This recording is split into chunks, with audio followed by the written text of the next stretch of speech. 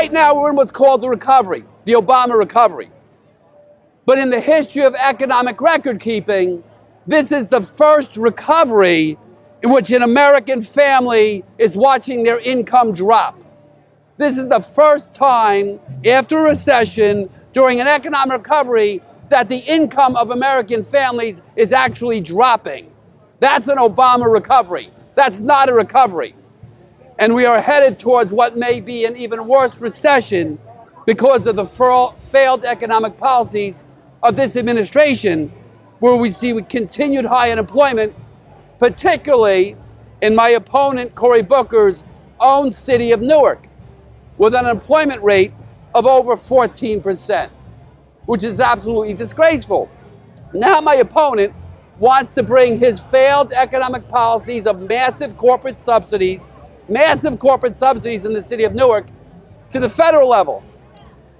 My opponent has bragged that Newark, with only 3% of the population, is responsible for over a third of all development in the state of New Jersey. What he fails to tell you is that over the last 7 years, Newark has received almost 50% of all the corporate subsidies given out in the state of New Jersey, and still has an unemployment rate of over 14%. Those corporate welfare bailout policies have failed. But now my opponent proposes to bring those policies to an even higher level by proposing a $1.4 trillion tax hike on American businesses.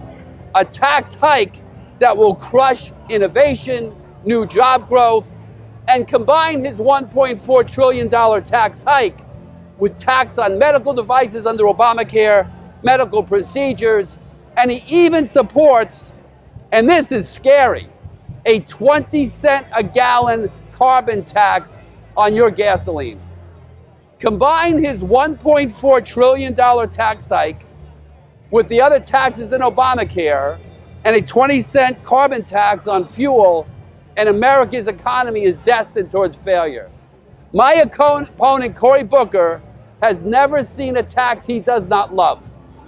And yet his high taxes in Newark, where property taxes are going up, just ask Newark businesses, has resulted in high unemployment.